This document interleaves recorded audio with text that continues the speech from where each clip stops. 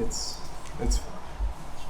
Good evening, ladies and gentlemen. Today is Wednesday, July 20th, 2022, and this is the regularly scheduled meeting of the Town of Bethlehem Zoning Board of Appeals. These proceedings are videotaped and will be available for viewing on the Town of Bethlehem website. I have one announcement this evening. In the absence of our board chair, David Prasad, I will be acting chairperson. My name is Jeremy Martel. For the audience's benefit, as with all of our meetings, the only matters for which public comment may be made are those matters on tonight's agenda for which a public hearing will be held. We acknowledge receipt of a letter with multiple attachments from Mr. Christopher Dempf and another from Mr. Dempf forwarding comments on behalf of the client, both of which pertain to the Albany Port District Commission Maricon Welcome project in the town of Bethlehem. We will not entertain any comments at tonight's meeting to this project, as the matter is not on our agenda and, as advised by council, relates directly to the pending Article 78 proceedings brought by Mr. Dempf against the town. So with that, we have 5 public hearings scheduled tonight, and we will advise the audience that any comments made during the public hearings must be directly related to those applications and made while those hearings are in the open status. As always, if members of the audience do not wish to comment on those applications for which public hearings are held, you are welcome to observe the meeting in part or in its entirety, but may not participate except as described above. Seeing that we have a quorum with 3 board members present, I'd like to call the meeting to order and at 6:01. Hi, I'm Joanne Meyer. I live at 11 Anders Lane, Glenmont. We were hoping to speak before the zoning board, but this is a good alternative. First, I'd like to say I did my homework on the zoning board, and they're very, very well qualified. We have someone who concentrates in environmental law, land use, and zoning. We're a member of the Bethlehem Noise Ordinance Commission and a member of the Comprehensive Planning Board. All very pro-environment. Okay. I'd like to read from the Zoning Board of Appeals agenda for February 16th, 2022. Application, review and possible public hearing schedule. This is from the Port of Albany Marmon Welcon Tower Manufacturing Plant on River Road. They want to accept the application for variances required for the wind tower manufacturing facility that does not meet the town zoning requirements. Does not meet the town zoning requirements, including building height, front yard setback, bordering streams, and off-street parking and loading. Okay.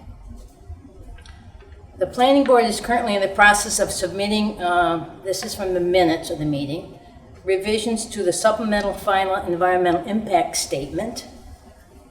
Given timeline and limitations due to DEC guidelines, the port would like the Board of Appeals to act as soon as the planning board has completed the seeker review. Due to the timeline,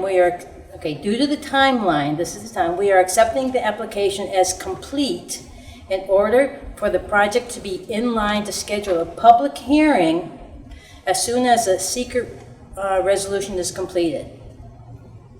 In addition, the board received a letter from Patrick Jordan, General Counsel for the Port of Albany District Commission, waiving the 62-day period to hold a hearing after acceptance. The board had no questions, no comments, no concerns. It's a $350 million project. The board had no questions about the height variation, no questions about the setback, no questions about the effect on the Normanskill and the Hudson River, and no questions on the 4th item, which is off-street parking and loading. Okay? How do you have no questions on a $350 million project? The project borders 2 important waterways, the Normanskill and the Hudson River. No questions, no comments, no concerns. 82 acres covering 2 million tons of cancer-causing fly ash. No questions, no comments, no concerns. That same night, a man from Selkirk was interested in having a fence that was closer than the 15 feet from the street distance, which is town ordinance. He was asking for a variation, and possibly a variation for a fence that was from 4 to 6 feet, maybe a little higher for his yard. He did not meet the minimum setback of 15 feet. Okay. The board acting on said application duly advertised in the spotlight. Now this is for a 15 feet, less than 15 feet setback and a variation in a fence on a private property. Sent written notices to all persons listed in the petition as owning property within 200 feet of the premises. Held public hearings on said application on January 5th and February 2nd. Okay? We received not one notice on a $350 million project, 82 acres, 2 tons of fly ash. It seems unusual. Whereas members of the board are familiar with this area in which the proposed construction is to be done and the specific site of same, and whereas all those desired to be heard were heard and their testimony duly recorded at the above hearing, we therefore now resolve the Zoning Board of Appeals makes the following finding of fact and conclusion, and they conclude in this man's favor. Okay? Boards are familiar with the area. I doubt any one of the 6 members have ever been on Old River Road, which is the most immediate neighborhood to this destruction zone. I doubt they've ever been on Halter Road. They may have used Anders Lane as a shortcut, and I don't know about Retreat House Road. Okay?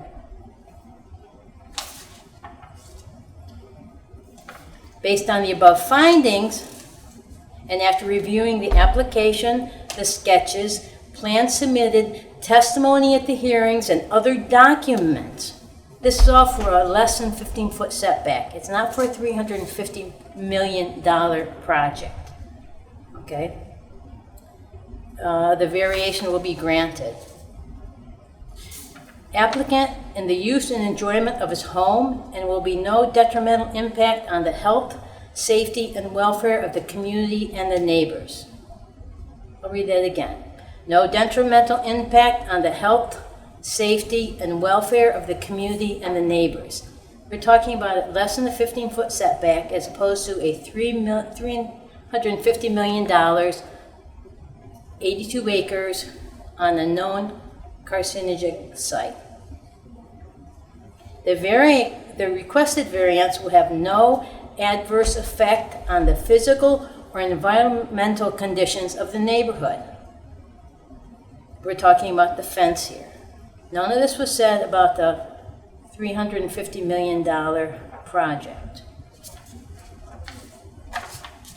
I'd also like to speak a little on the comprehensive plan for the town of Bethlehem. One of the board members was on that committee.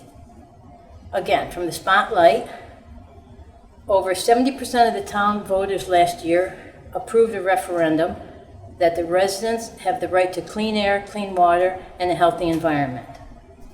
Okay? I'm sure the board member, the zoning board member, is well aware of that compact.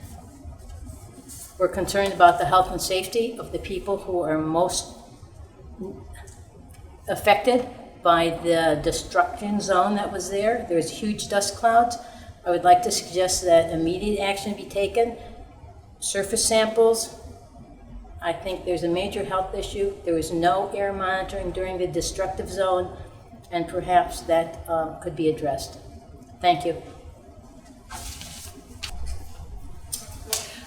Good evening. My name is Sylvia Rollins. I live at 54 Halter Road. And I want to just talk briefly tonight about the conundrum. We heard last night about from a young man who spoke about wading his way through the documents that were presented to the zoning board, the planning board, and the town board. And he spoke about the hours that it took him. He was looking for the soil management plan on the 2 million tons of fly ash that now make up Beacon Island. He was looking for the soil management plan for that island, for this building project, for the $350 million building project.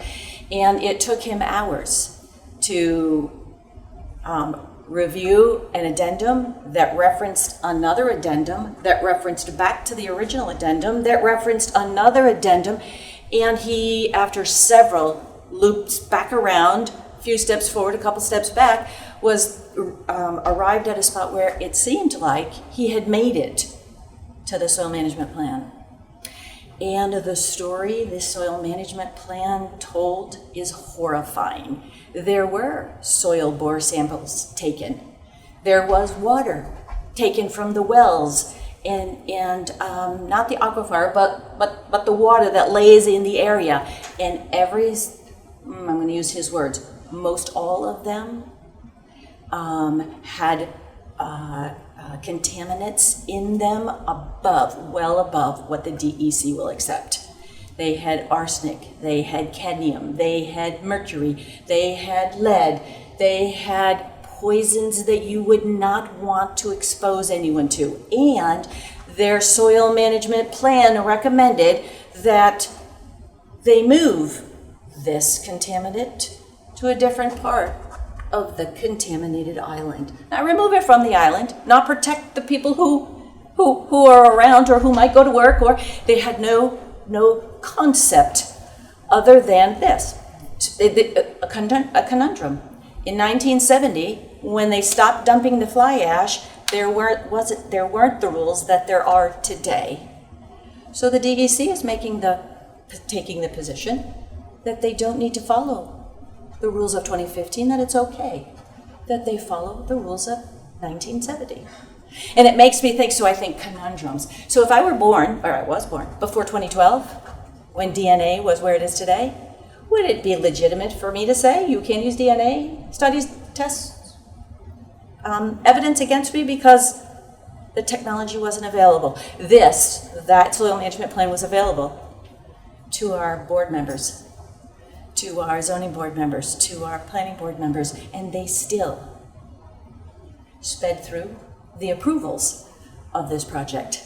And Joanne just talked about one of the board members sat on the comprehensive planning committee.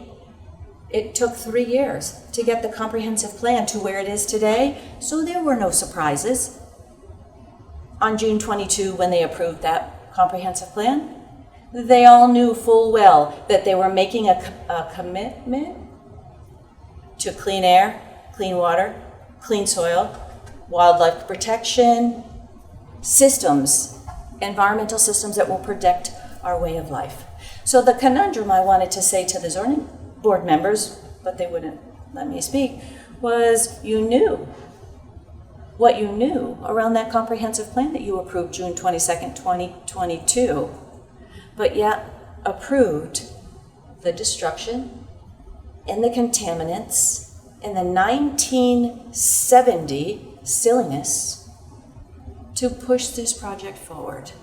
I wanted to ask them, would they deny? They're all young people out there. They know technology well. Would they all refuse to use technology today to better their lives? I think not. That's the conundrum I wanted to talk to them about. Hi, I'm Amy Musiker. I live on Glenmont Road, just up the road from where I don't know if you would call it the proposed project. I call it the disaster waiting to happen, as was discussed earlier, calling it the destruction zone. Moving forward with this project is going to absolutely destroy the residents' way of life. It's going to destroy the tenor of the town. I feel like somehow, somewhere, this whole thing has been rubber stamped. I truly resent not knowing anything about the meetings, being able to attend them, being able to respond, and just, my fault, my lack of information. But none of us are idiots here. We're not idiots, but yet we didn't know. And this is a huge, huge project. As I was saying to somebody earlier, it's going to end up being the tail that wags the dog. You know, like if you go to beautiful places like Greenwich, Connecticut, do you think that they would have something like this? Absolutely not. I don't know what else to say. But, you know, this is not the will of the people. That's what I do say. It might be the political will, you know, to kowtow to climate, you know, the climate changes and stuff like that. But more immediately, this is going to have a huge effect, a huge negative effect on our way of life, our health, which has already been demonstrated to have, we've been negatively impacted. It's going to add to pollution of all sorts, noise, light, air, water, and it has destroyed a large part of the wildlife. I think everybody who's been involved with this should be ashamed of themselves, and that's what I have to say.